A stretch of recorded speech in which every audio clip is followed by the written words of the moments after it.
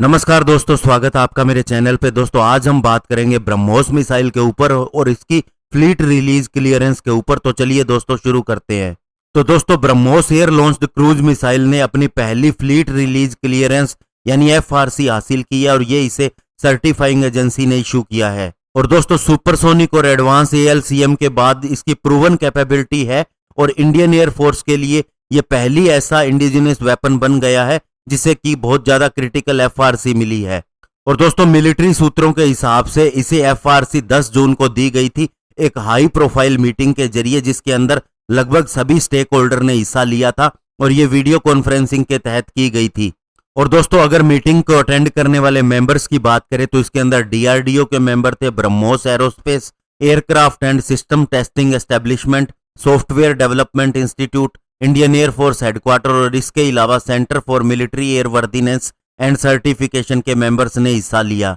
और ब्रह्मोस के airborne version के लिए FRC दोस्तों centre for military airworthiness and certification ने दी। और अब दोस्तों आप देखेंगे कि FRC लेने का फायदा क्या हुआ है। तो इसका सबसे बड़ा फायदा यह हुआ कि अब इंडियन एयरफोर्स की स्क्वाड्रन ब्रह्मोस का इस्तेमाल बहुत से कॉम्बैट मिशन के अंदर कर सकती हैं और ये एक बहुत बड़ा माइलस्टोन है। और दोस्तों इंडियन एयरफोर्स की पावर जो है, कैपेबिलिटी जो है वो इंडियन ओशियन रीजन के अंदर अनमैच्ड हो गई है जब से इसने ब्रह्मोस मिसाइल को सुखोई 30 के साथ में अटैच करके इंडक्टेड किया है।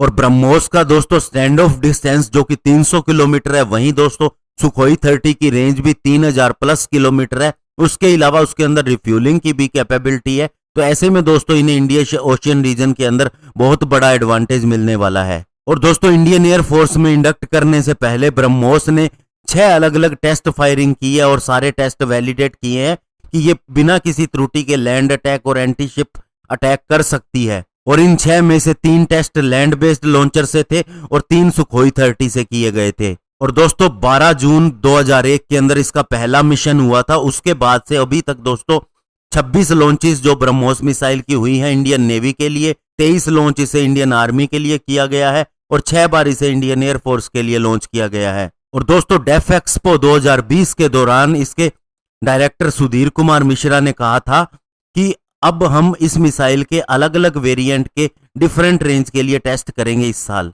और दोस्तों ब्रह्मोस का जो air launched cruise missile version है जिसे सुखोई के साथ इंटीग्रेट किया जा रहा है, उसके अंदर भी बहुत से चेंजेस किए जा रहे हैं। स्पेशली इसका वेट कम किया जा रहा है जो कि 2.9 टन से 2.5 टन कर दिया गया है। और दोस्तों जो रिपोर्ट आई है उसके हिसाब से जो हमारी ASTE और SDI लैब है उनका रोल भी बहुत बड़ा रहा है इसको इंटीग्रेट करने के लिए सुखोई 30 के साथ में। और हिंदुस्तान एरोनॉटिक्स लिमिटेड की नासिक डिवीजन ने भी बड़ा रोल प्ले किया है। अब दोस्तों बात यह है कि ये FRC है क्या? ये एक्चुअल में दोस्तों जैसा कि तेजस को इनिशियल ऑपरेशनल क्लियरेंस मिली थी वैसा ही है और आने वाले समय में दोस्तों इसे और ज्यादा एडवांस्ड रोल के लिए भी क्लियरेंस मिलेगी।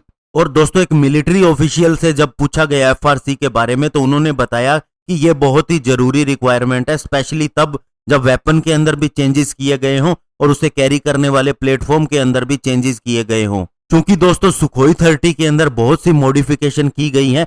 जब इसको ब्रह्मोस ALCM के साथ इंटीग्रेट किया जा रहा था तो उस समय दोस्तों एयरक्राफ्ट की फटीग यानी कि ज्यादा से इस्तेमाल करने पर इसकी मेटल पर क्या इफेक्ट होता है, और इसके अलावा इसके लॉन्चर ने भी बहुत बड़ा रोल प्ले किया है।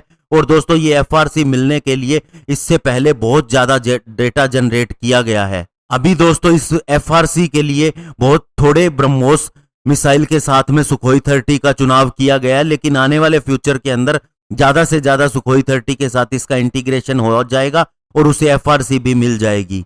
और दोस्तों एक गवर्नमेंट के सूत्र ने यह भी बताया कि ये FRC की प्रोसेस को इसीलिए भी फास्ट किया गया है क्योंकि दोस्तों अभी इंडिया और चाइना के बॉर्डर के ऊपर बहुत ज्यादा तनाव चल रहा है। और दोस्तों ऐसे समय में कई बार ऐसी चीजों को ओपनली नहीं बताया जाता लेकिन सीक्रेटली जरूर बताया जाता है, तो ये भी एक कारण हो सकता है। और अभी दोस्तों इसे फ्यूचर में फाइनल क्लियरेंस भी मिलेगी, इसके लिए भी इसके बहुत से और टेस्ट भी होने हैं और फ्यूचर के अंदर मिसाइल और ज्यादा बेटर हो जाएगी, इसका स्कोप और ज्यादा बढ़ जाएगा।